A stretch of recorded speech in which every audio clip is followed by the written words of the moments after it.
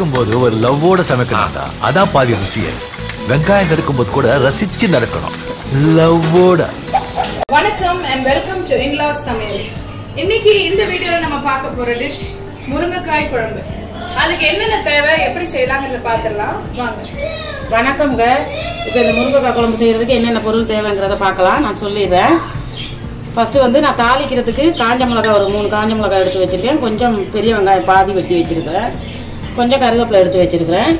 இது வந்து இப்போ நம்ம அந்த குழம்பெல்லாம் ரெடி பண்ணுறதுக்கு ஃபஸ்ட்டு எல்லாம் வதக்கிட்டு தான் செய்வாங்க. நான் வதக்காமல் தண்ணியில் வேக வச்சு தான் செய்ய போகிறேன். 2 பெரிய வெங்காயம் நீல வாக்கில் கட் பண்ணி வச்சுருக்கிறேன். 3 பச்சை மிளகாய் 2ஆக உடச்சி வச்சுருக்கிறேன். அதுக்கு கொஞ்சம் புளி கரைச்சல், முருங்கைக்காய் ஒரு 3 முருங்கைக்காய் கட் பண்ணி வச்சுருக்கேன் நீல வாக்கில். அதுக்கு வந்து நான் தேங்காய் பால் தான் சேர்க்க போகிறேன். தேங்காய் பால் தண்ணி பால்.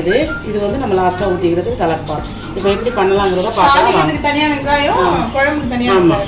இப்போ வந்து நம்ம இந்த மாதிரி ஒரு அகலமாக ஒரு சட்டி எடுத்துக்குவோம். அந்த சட்டியில் வந்து இந்த வெங்காயம் இது வந்து நம்ம கடைசியாக தான் தாளிக்கணும். நான் இதெல்லாம் ஃபஸ்ட்டே போட்டு வேக வச்சுருவேன். இந்த கட் பண்ணி வச்சுருக்கேன் முருங்கைக்காய், பச்சை மிளகா எல்லாம் போட்டுட்டு அதில் போட்டுட்டதுக்கப்புறமா தண்ணி ஊற்றிக்கிறணும். அதில் ஒரு செம்புனா ஒரு 1.5 செம்பு தண்ணி சேர்த்துக்கோங்க. நான் இந்த பாட்டிலில் ஒரு பாட்டில் தண்ணி சேர்த்துக்கிறேன். என்னடா இவ்வளோ தண்ணி ஊற்றுறேன்னு பார்க்குறீங்களா? எல்லாம் வற்றிடும். இந்த பாட்டிலில் ஒரு பாட்டில் தண்ணி. இப்போ அதுக்கு வந்து நம்ம மசாலா ஐட்டம்லாம் சேர்த்துக்குவோம். இந்த மாதிரி செஞ்சால் நல்லாயிருக்கும் இந்த குழம்பு. வந்து 1/2 ஸ்பூன் மஞ்சள் பொடி,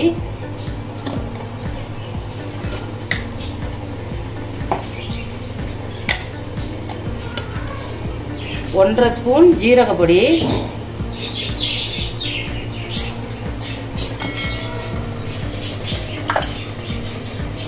அதே ஸ்பூனில் மல்லித்தூள் 2 ஸ்பூன்,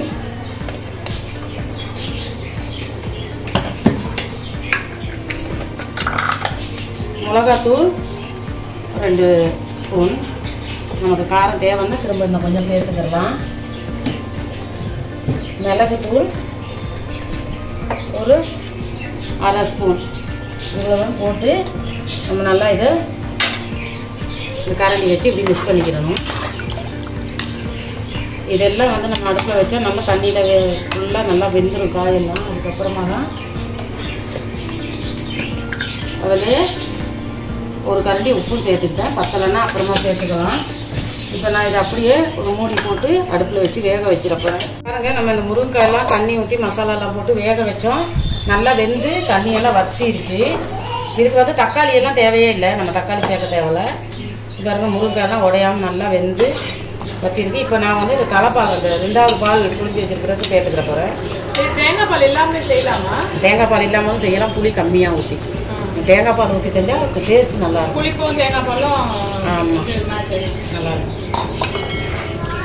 இந்த தண்ணி பால் ஊற்றுனதுக்கப்புறம் ஒரு 5 நிமிஷம் கொதிக்க விட்டுருவோம். இப்போ நம்ம தேங்காய் பால் அந்த தண்ணி பால் ஊற்றுனதுக்கப்புறம் நல்லா கொதிக்குது. இந்த அளவு கொதிச்சோடனே நம்ம இந்த புளியை சேர்த்துக்கிறோம். அதில் புளி நான் கம்மியாகவே சேர்த்துக்கிறேன். இந்த குழம்பு வந்து தண்ணியாக தான் இருக்கும். தேங்காய் பால் தலைப்பால் ஊற்றுனதுக்கு அப்புறம் தான் நல்லா திக்காக வரும். இன்னும் கொஞ்சம் நேரம் கொதிக்க விட்டுருவோம். இப்போ நம்ம தண்ணி பாலெல்லாம் ஊற்றி நல்லா கொதிச்சுட்டு இப்போ வந்து தலைப்பால் ஊற்றிடுவோம். நல்லா கலக்கி விட்டுருணும்.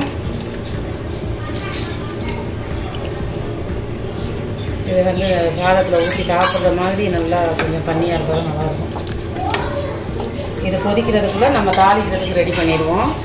மூடி போட்டு கொஞ்சம் ஒரு கடாய் ஒன்று வச்சுக்கிட்டேன். தாளிப்புக்கு கொஞ்சமாக எண்ணெய் சேர்த்துக்கிடுவோம். இந்த வெங்காயம்லாம் வதங்குற அளவுக்கு.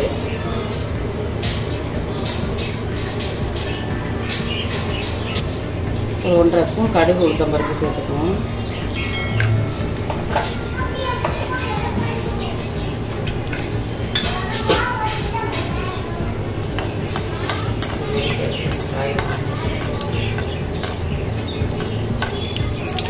இது வந்து தக்காளி எல்லாம் போட்டு வதக்கி செய்யணும்னு இல்லை, ரொம்ப ஈஸியாக இருக்கும் இந்த குழம்பு செய்கிறதுக்கு.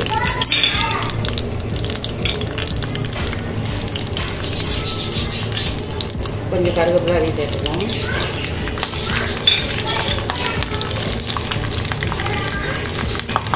காஞ்ச மிளகாயும் சேர்த்துக்கணும். கொஞ்சம் நல்லா பொரிய வச்சுக்கணும்.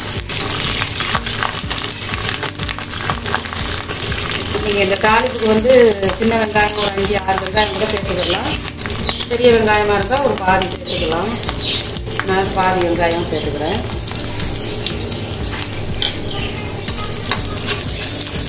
நல்லா பொரிஞ்சு வர வரைக்கும் நல்லா வதக்கி விட்டுருங்க.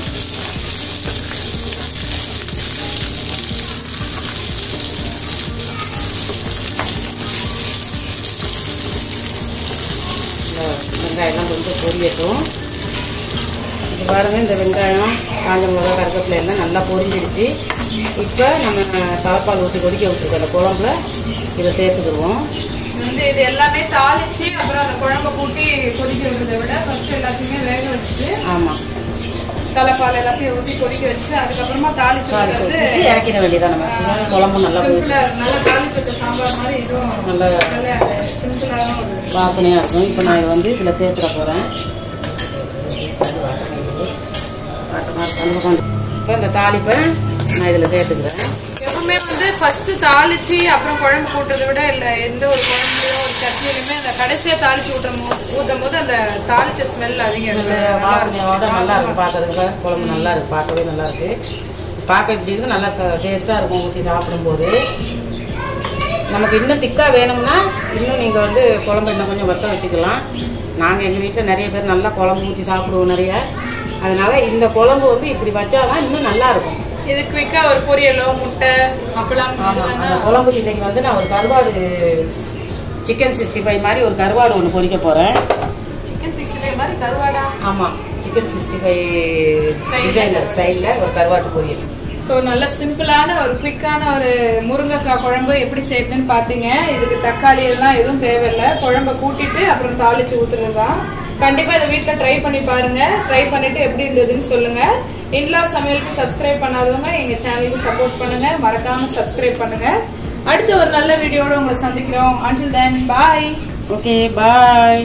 சமைக்கும் போது ஒரு லவ்வோட சமைக்கணும்டா, அதான் பாதி ருசியே.